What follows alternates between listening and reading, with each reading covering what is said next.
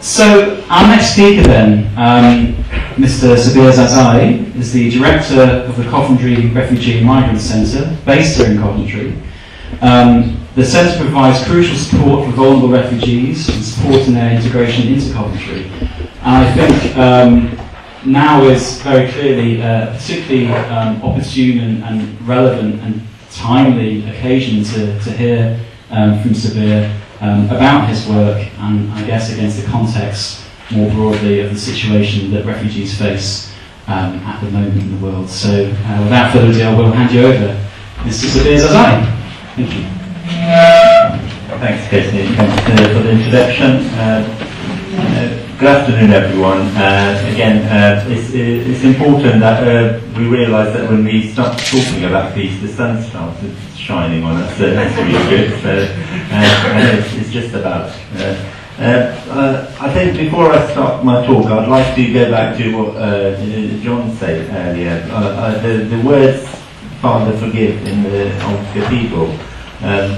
I didn't hear about them through a talk or anything like that, but when I came to Coventry, I left Afghanistan in search of peace in year 98, and I got to Coventry in year 99.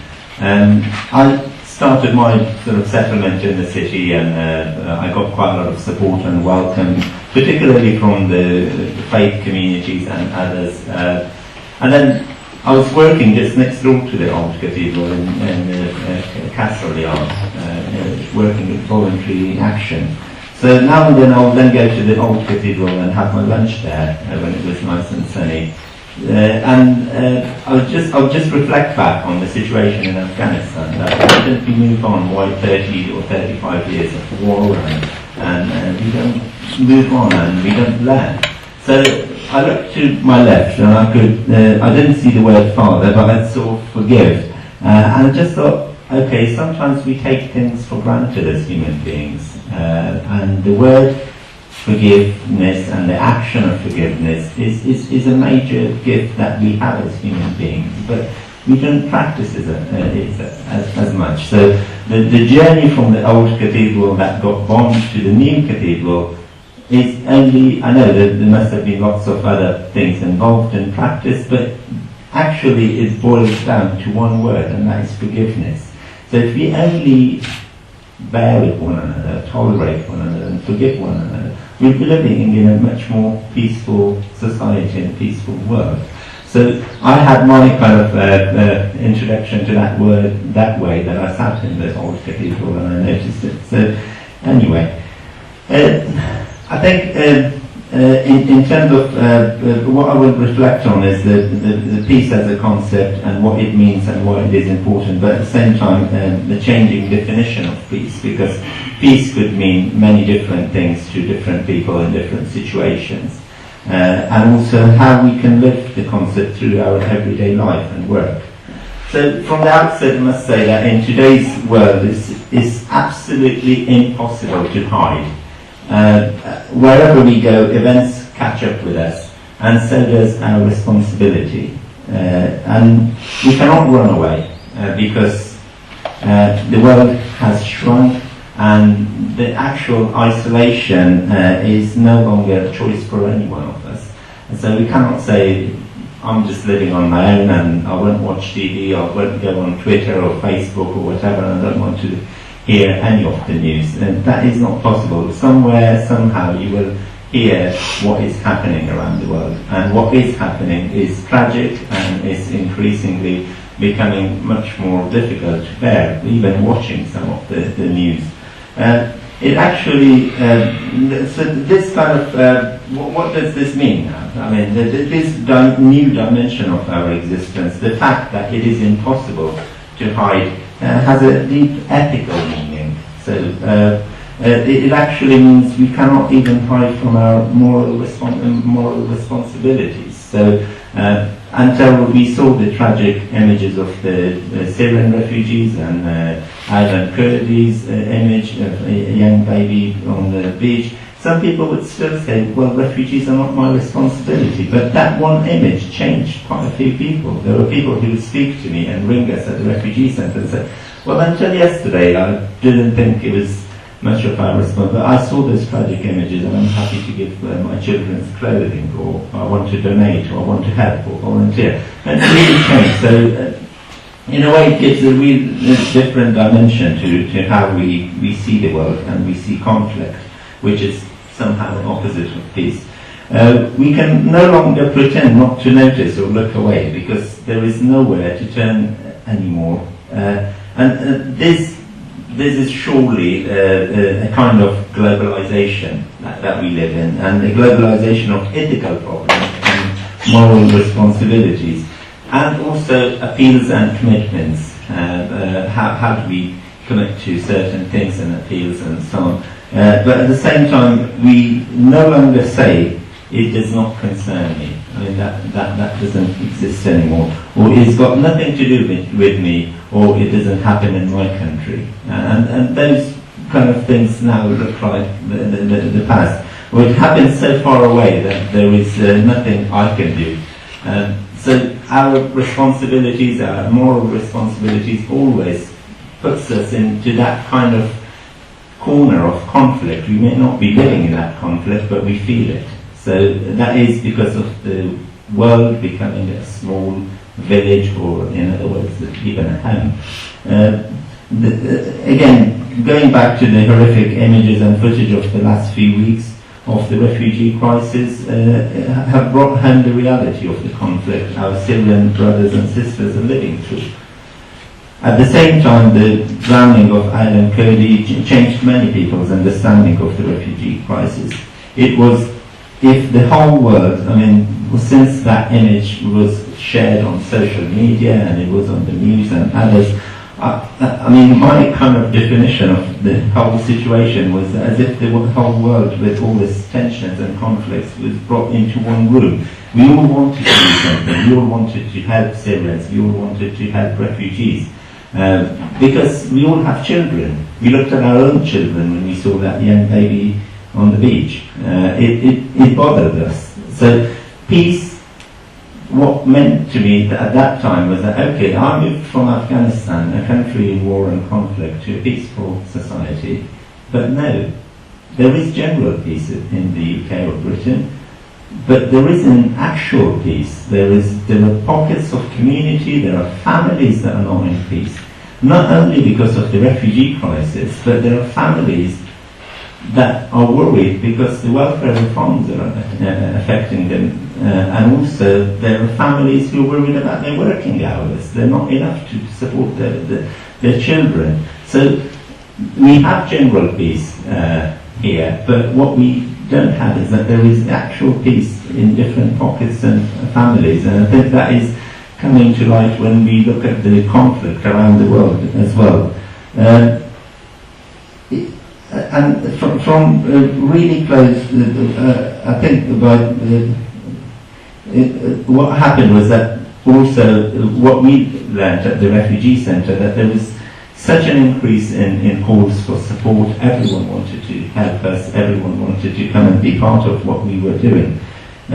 Again, with the deaths in the Mediterranean and the refugees making journeys through straits, in my opinion, history is knocking on all our doors and reminds us that it is no longer possible to hide even there in our own homes. So it is a call for all of us to be somehow involved.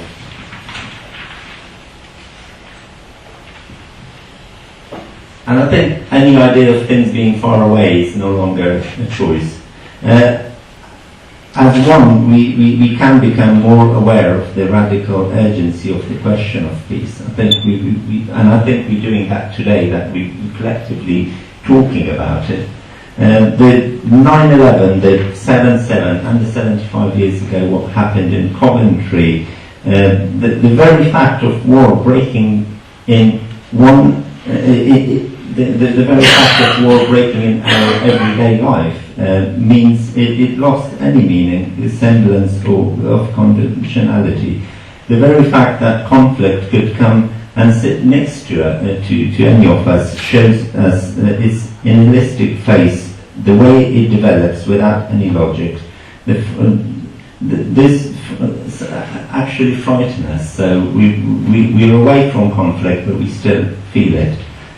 For all these reasons, I think that today the appeal for peace will echo louder in everyday life. So peace is not something that we shelf somewhere and we just talk about it in conferences and we respond to it when there is a conflict. But I think what we need to do as a human family is that we build peace in our everyday life, and how we feel it, how we compromise with one another, how we live together.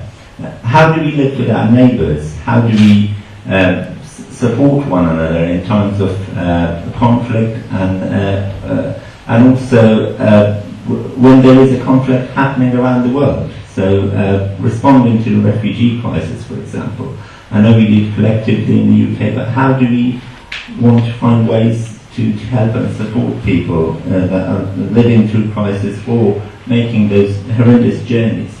I'll share with you one example. When I was living in Afghanistan, we had it was peacetime, and there was no conflict, there was no war. So I'm talking about peace now in terms of peace and war, and not in its everyday kind of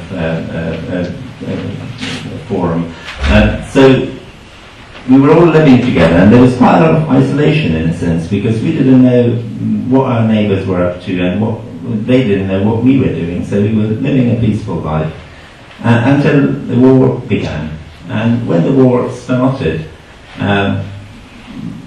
the city where we lived, Kabul, the routes to Kabul were shut, so we were not getting any supplies, apart from one or two massive Russian planes that would arrive with some really hard bread, and they would distribute that to families there. So a horrendous situation all of a sudden.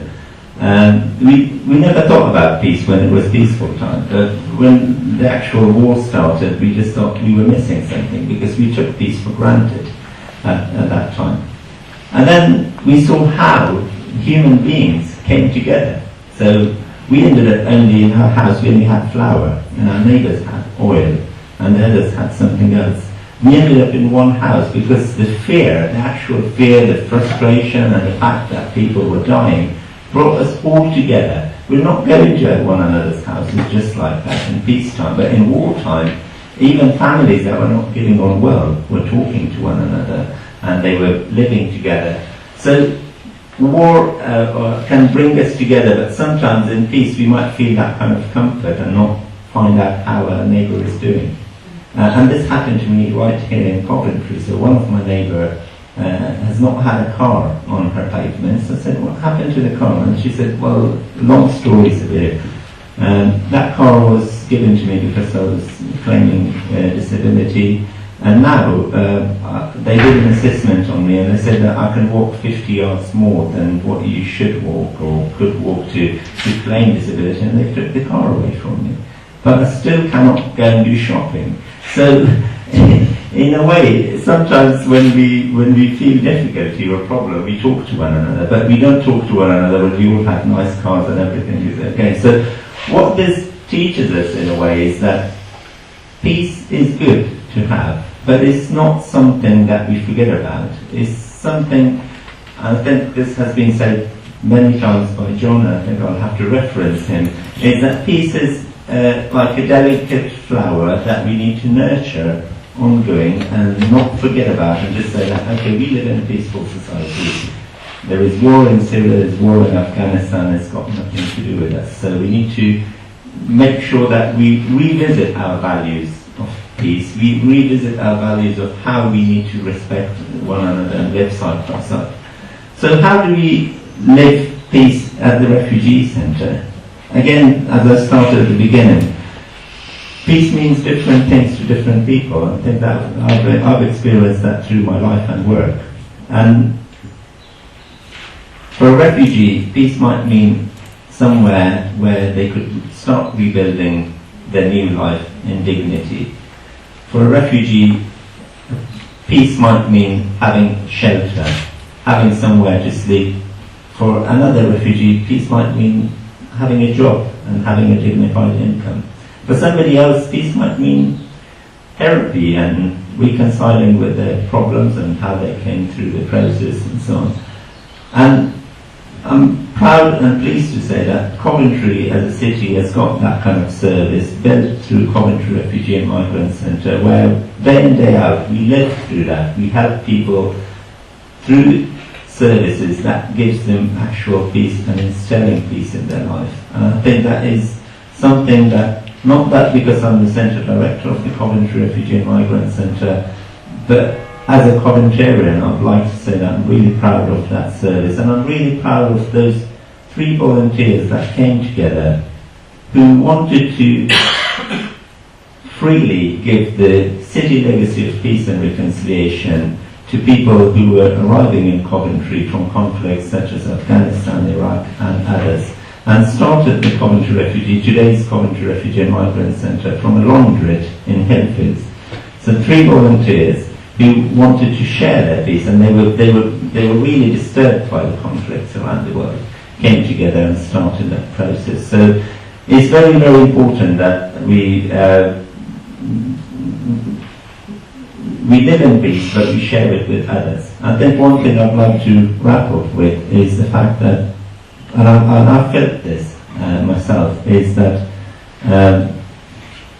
sometimes when we think less about our own peace and happiness, and we think more about how we could put others at ease and peace and help them, we feel at peace. So thank you very much.